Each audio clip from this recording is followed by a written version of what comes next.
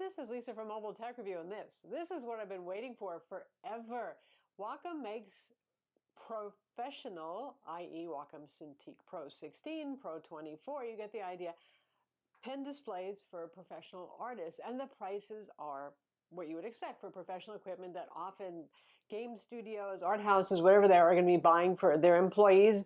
But everyday hobbyists, even use serious cartoonists who are doing web cartoons and all that stuff, your budget's not so big, you couldn't afford one of those. So the only alternative were the variety of actually reasonably decent Chinese clones out there. Vuong, XP Pen, I've reviewed several of those. They all have their gotchas, including drivers that are sometimes meh, incompatibilities with NVIDIA graphics sometimes, either contrast that's not good, you know, there are all sorts of little things you have to work around, and a good amount of parallax, which means the pen tip is offset from what you actually see that you're inking on screen. So the golden standard has always been Wacom, and the problem was just the price, right? So this is the Wacom Cintiq, not Pro, just the Wacom Cintiq 16-inch size, which is really 15.6 inches. And it is pretty much just like the Cintiq Pro, minus some features, and we're going to talk about that. But the core thing, the most important thing when it comes to one of these things is the quality of the inking and the quality of the pen. And it has the same Pro pen, too, that you'd get if you bought one of their professional line products with 8,192 pressure levels, tilt support, the usual Wacom EMR. It's a wonderful experience. We're going to look at it now. So being a 16-inch size, it's fairly light and easy to put anywhere. It does not come with a stand that is, you know, the full up and down kind of stand. That's still sold separately for $80. You know, that could be cheaper. Some, like Vuong, include that. XP Pen actually doesn't. But you do get the same thing that you do on the Cintiq Pro line, which is the pop-out feet, which gives you 19 degrees of lift, which if you're using one of the bigger displays, like a 22-inch or a 24, you probably want more. But if you're using something that's about this size, I find it's pretty comfortable, because I do tend to kind of like hunch over the screen when I'm drawing and painting, and that is like the way I like to work. But with something this relatively small and light, this is something you can prop up on your studio table, on your lap, whatever it is, so you don't necessarily need the stand. I leave that up to you. The build quality on this is decent. It's solid. It's your usual matte black plastic kind of product. Yeah.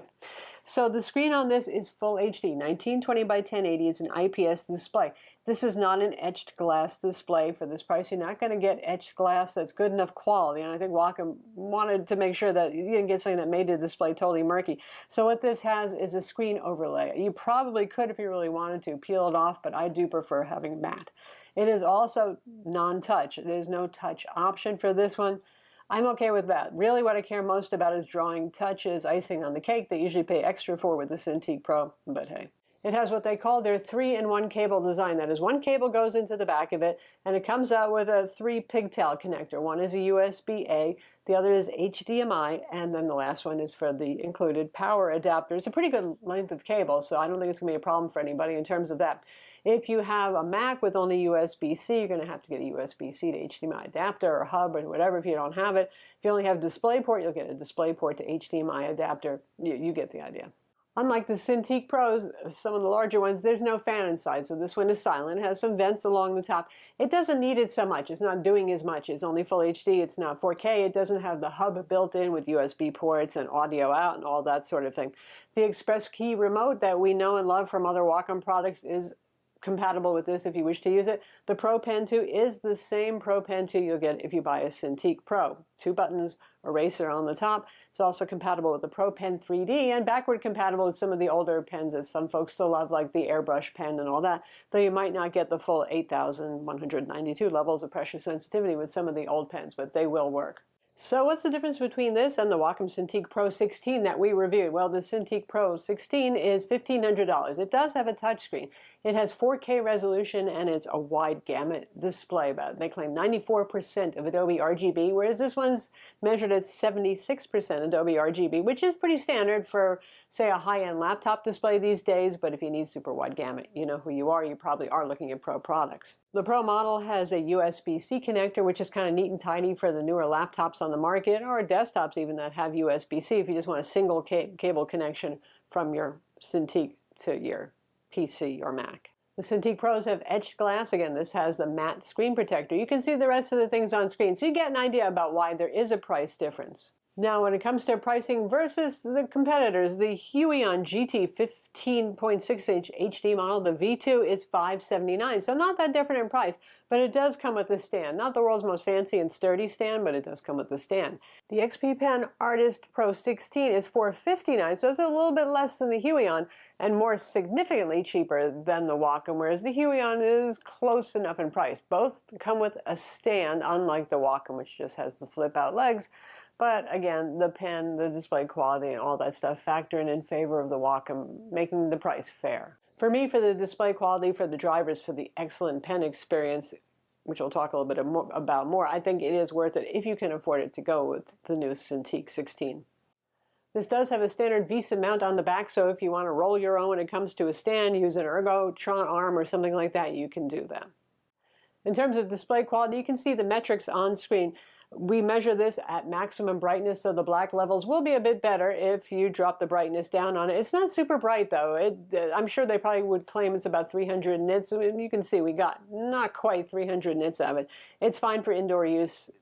Yeah, don't use it in direct sunlight, obviously.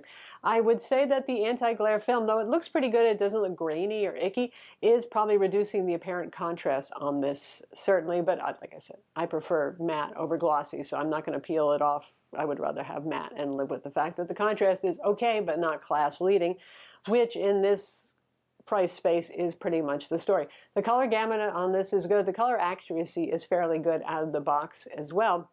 You can play with things like the color temperature and the contrast settings, so you can increase the contrast if you want to the point where you might see some picture distortion, but you can tweak it and adjust it in a fairly easy way using software. Unlike other Cintiqs that have buttons and controls, this one only has a power button, so everything you're going to do is going to be done through the Wacom Control Center and software.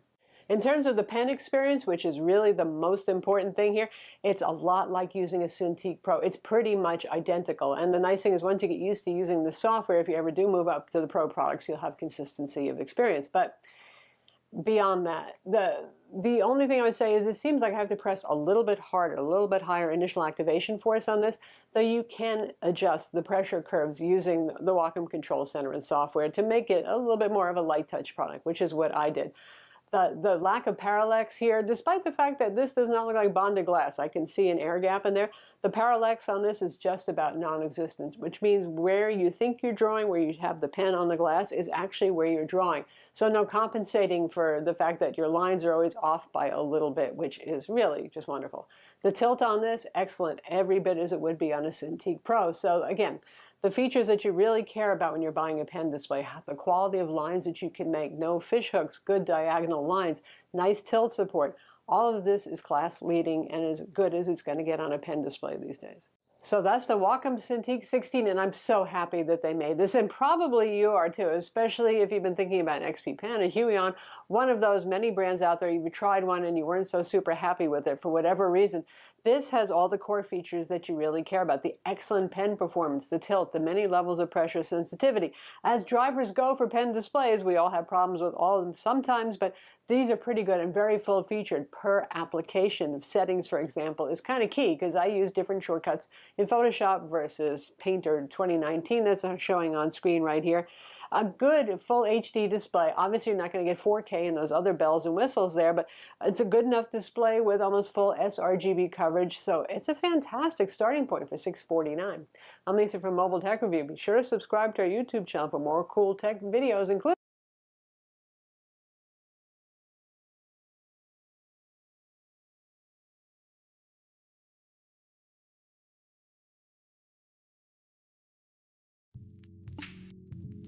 This is Alienware's new juggernaut of a gaming laptop, and I'm going to take it apart, because Alienware designed this one to be easily rebuilt. With the new Area 51M, Alienware is banking that gamers will spend thousands of dollars on a 17-inch portable gaming rig, because this one can be upgraded like a desktop. I'm a desktop PC guy. I've never been able to imagine spending this much on a laptop, only to watch it go obsolete after a few years, because you've never been able to swap out the graphics card until now.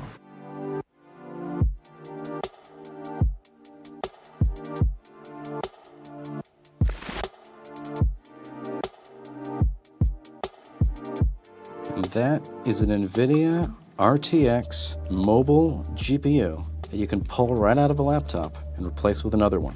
That's why we're looking at a laptop that fits interchangeable graphics chips, up to an NVIDIA RTX 2080, the beefiest GPU there is. And you can swap out the CPU too. There's a bona fide desktop processor socket that can hold up to an octa-core Intel Core i9 9900K, the fastest gaming CPU you can buy. That is a desktop Intel CPU. Why is Alienware finally doing this now? I asked them, and the company said it was growing so frustrated with the compromises of ever thinner gaming laptops, it decided to do something thicker for once, something upgradable. We don't use special screws. We don't tape over screw heads and say it voids your warranty.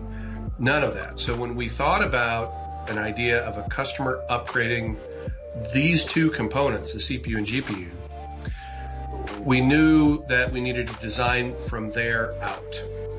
What surprised me most about the Area 51M is it's built like a desktop too. The first time I cracked open the case of this early development sample, I discovered that it's logically laid out to the point it shows you what to do. So right away, there's this handy warning. Make sure you disconnect the battery so you don't get electrocuted before you start. Definitely appreciate that. 90 watt-hour battery, probably one of the biggest you can fit on an airplane. It's got an extra cell on the back here. And then there's these fabric tabs. You don't see these often inside laptops unless you're going to pull them apart yourself. And this plastic shroud here with all these different labels, it tells me exactly how many screws and what size I need to get this off. So I won't make any mistakes missing a screw and accidentally trying to break the plastic as I pull it up. You should be able to just unscrew all these and get inside. So I just took off that plastic shroud and here's the cooling unit. It's got 2 giant fans and looks like 7 heat pipes here. It even has, it's even got the order in which the screws are torqued properly to put it back on again. That'll come in handy. Could you still make mistakes and screw up this laptop? Yeah, sure, but it didn't feel any harder than building a desktop PC. And Alienware says it'll send out its own techs at first to ensure smooth upgrades, likely for a small fee. The bigger question is whether you'll ever be able to meaningfully upgrade this laptop's graphics, because Alienware is using its own proprietary Dell Graphics Form Factor cards, or DGFF for short, for those upgrades, and neither NVIDIA nor AMD has promised that future chips will fit onto this board. There, Alienware's refreshingly honest, it's not sure. We'd like to be able to say yes. Right now, honestly, we have no idea. The only thing we're guaranteeing to a customer is if they buy a 2060, they can go to a 2070 or a 2080. So what I'm hearing is Alienware is only promising to let you upgrade to a slightly better GPU that you could have bought to begin with anyways. That's not exactly what I was hoping to hear. But Alienware does say it'll make future chips work if it's technically possible. If it fits in the same form factor, the same electricals, we think we'll be able to pull it off, but at this point, we don't know. I don't have an NVIDIA roadmap. I don't have an AMD roadmap. If you happen to have one, pass it along, that'd be great. So we've got to take a little break and talk about the elephant in the room. Listen to this. I'm doing literally nothing on this machine right now. It's just sitting there, blinking at me. Mind you, Alienware sent me an early development unit, and they say it's going to be fixed. It should be whisper quiet at launch. And then there's battery life. Not great. Yeah, it's not good. The battery life is we think that on a battery benchmark, you can get 3.5 hours. You and I both know that's not a representation of real world use. Mm-hmm. So we believe in what I think we'll be telling customers at CES is you'll get, an hour, 90 minutes. That's really about it. So no, this isn't a laptop you're going to use to game at the coffee shop or on your airplane tray table, particularly since you need 2 power supplies to get the maximum performance. You can think of it more as a gaming workstation you'd lug around, or a desktop that folds. Or, as Alienware's product director likes to say, I joke around with some folks. It's a first portable all-in-one we've made. We give you a free keyboard, right? So I'm not yet sure the Alienware Area 51M is the future-proof gaming laptop I've been waiting for, Before I spend any of my own money on a PC like this, I want to know the upgrades are there. But the thoughtful, modular design inside this machine really gives me hope. The Area 51M ships this month on January 29th, starting at $2,549 for an entry-level config with an RTX 2070 Core i7 CPU and 8 gigs of memory. And look, I put it back together in 16 minutes. So what do you think about this laptop? Would you buy it? Tell me in the comments below. And if you like laptop news, you might want to take a look at a little show called CES that's happening in Las Vegas right now. We're there live, not me personally, but you might know Dieter Bohn is there. Hi Dieter, hope you're having fun.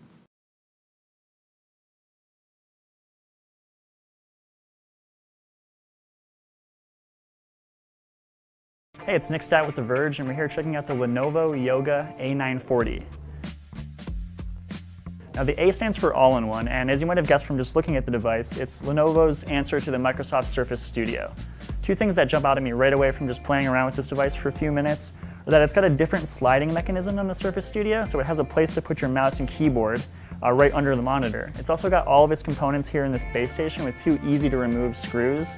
That way you can upgrade things like the SSD and the RAM, which is something the Surface Studio doesn't let you do. So that could be a big boon for creative professionals who are looking for a cheaper alternative. Like the Surface Studio, the A940 is designed for people who do a lot of photo editing, a lot of illustration, that kind of work. People who would need to kind of take this monitor, pull it down, and get like up and close and personal with the images that they're working on. So with that, you get a stylus, which sits over here in the wireless charging stand. And you also get this nifty little knob on the side, similar to the Surface style, in that you can customize what it does. You can tap in for settings, and these settings are app specific. They change depending on whether you press the button, whether you're rotating the first dial, or whether you're rotating the second dial. You can change those for Photoshop, you can customize them for Illustrator, for Lightroom, whatever you want. So with this dial, you can also, if you don't like it being on the left, you can just pull it out and switch it to the other side. Each of the two USB-A ports on each side have magnetic covers, and then you can just take them out and stick them to the back of the machine if you don't like. So Lenovo is also bundling a stylus here. It's just a standard stylus using Wacom technology. It's got 4,096 points of pressure. You also got two buttons on the side here for customizable settings depending on what apps you're using. So the most important component of the A940 is obviously the display. So it's a 27-inch touchscreen 4K display. What makes it different than the Surface Studio is obviously how you're going to be using it. So you have an area to put your keyboard right here, and then you have an area to put your mouse. And then you just pull this down now that your desk in front of you is uncluttered. And from there you can just get to work right on the screen. So the display isn't quite as high quality as the Surface Studio, which is more than $1,000 more expensive, but it is still a 27-inch 4K display. It looks great. It's very responsive. You use it really easily without a keyboard. The whole point is that you would basically pull this down, keep the keyboard out of the way, and do all your work right here on the display up close and personal with every image. So powering the A940 is Intel HN Core i7. You get AMD Radeon RX 560 graphics. That can't be upgraded, but you can upgrade the memory and the storage. So it starts with 8 gigabytes of RAM and 128 gigabytes of storage on the solid state drive. The RAM goes up to 32 gigabytes and the solid state drive can go up to 512. You also get a separate hard drive that's just 1 terabyte or 2 terabytes. So there are two display configurations. You can get the 27-inch UHD model with the IPS touchscreen. You can also get the QHD model, which is a lower resolution.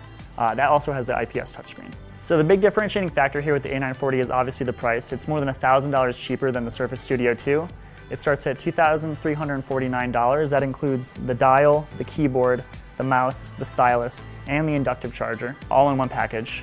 The device is slated to ship in March 2019, and considering it's $1,000 cheaper than the Surface Studio 2, the A940 could really give Microsoft's all-in-one desktop a run for its money. For more videos like this, keep it locked to The Verge on YouTube at youtube.com/TheVerge.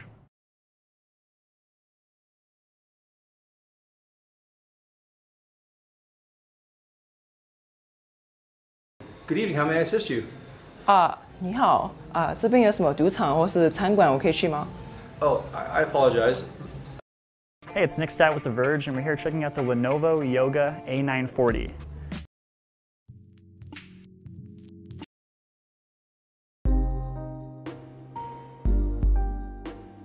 Hey, how's it going? Dave 2D here. So CES is rolling right now, and all of the players in the laptop game have kind of shown their cards. We've seen a whole bunch of devices from the different companies. Some of them are really good devices, some of them are honestly quite poor. I'm going to go through some of the different brands, talk about the more prominent good and bad devices. So first we're going to go with Dell/Alienware. They've updated their XPS 13 and now comes in this silver and white color, and the webcam's been moved up to the top of the bezel instead of the bottom.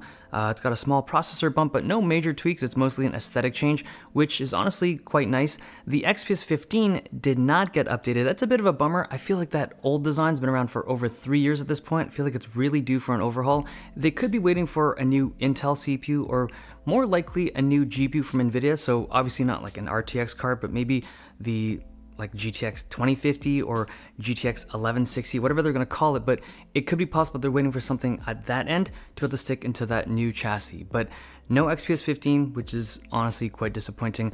The gaming laptops from Dell, the G5, G7 have both been refreshed. They're now running RTX 20 series cards, and we're seeing a completely different design aesthetic. I feel like Dell is doing that kind of yearly refresh on the design front, which is nice to see.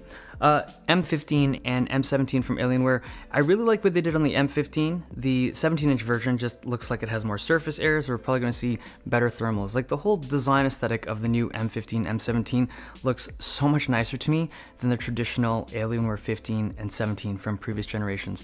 Now their last big thing is the Alienware Area 51M. This is a beast of a laptop. It's a big device, obviously, but the thing that makes it really unique is that everything is upgradable. The RAM, the CPU, and the GPU are all user upgradable. It's using desktop CPU, so you can take like the i9-9900K, like that big boy desktop chip, plop it into this laptop, and the GPUs are also user upgradable. So they're running NVIDIA RTX cards, but Dell has made them modular, so you can swap them out in the future to upgrade the GPU in this particular laptop, which is pretty cool. It's obviously not for everyone, but if you're looking for a really powerful portable gaming device that does have upgradability, that is now an option. Razer, they have the upgraded Razer Blade 15. It now supports RTX GPUs up to the 2080 Max-Q, and the webcam up at the top has been updated to support Windows Hello, so you can now log into your device with just facial recognition. Razer Blade Stealth didn't have any update. I was kind of hoping it would have the kind of rumored MX250, but the Stealth remains unchanged. I also want to talk about their new monitor. So it's the Razer Raptor, and that thing looks awesome. Now, it's a $700 display. It's super expensive, and truthfully, most gaming displays don't really differentiate between each other. Like once you're at that 27-inch 144 or higher refresh, and it's got 1 millisecond response time, they all look and feel and play very similar to one another, but this display looks really clean. And the one thing that I would say would separate this from the rest of the pack is the cable management in the back. So Razer has these custom cables that flow from the inputs of the monitors and through these channels to just keep it really clean. Now, once you're out of the channels, you still have to connect your regular cables to it, but it does look really clean. As for whether or not it's worth that price premium, because it's like $200, maybe even $300 more than kind of competing products, it really is up to you. I think it looks cool, and I think it's actually one of the best looking gaming displays on the market. Asus had a couple really cool devices. I made a video on them previously. I'll link that below if you haven't seen it yet. MSI did an RTX refresh on basically all of their devices. The GS65 is going to be super popular again, running up to an RTX 2080 Max-Q, but they also have a GS75, which has a 17-inch screen, so if you're looking for something that's a little bit bigger, but still retains that whole thin and light gaming laptop idea, that is now an option. Acer, they did another update to their Swift 7, the thinnest laptop in the world. It's super thin. I get that they're going for that crown of like the thinnest laptop title, but there's this diminishing return when it comes to thin laptops, to the point where the keyboard's difficult to use. I've said this in my review of the device. It's not for everyone, and I really feel like that's a device that just, I don't know who's buying that thing, I'll be honest. They also have a new Chromebook that's running AMD hardware, so an AMD CPU and a Radeon GPU, which is great, and it's $280. It's relatively inexpensive, and it seems quite powerful for what that device is. It's pretty solid. They also have a Triton 900, which feels like a bit of a miss to me. It's got these easel hinges, which looks cool in photos and videos, but the reality is, this is a device that doesn't require that hinge. Like there's very little utility for the power that this thing has. It's obviously a gaming device, but very rarely are you using the screen in a manner that you're gonna want it to flip it around and just have all this functionality on the screen. And that screen is a 4K 60 Hz panel. It's G-Sync enabled, but again, the hardware in here supports really high frame rates, and you're putting a 60 frames per second screen on there. I don't know, it's not my top pick. The Triton 500, however, looks really nice. It's blue, it's not crazy expensive, 15-inch screen, it's kind of like that mid to premium.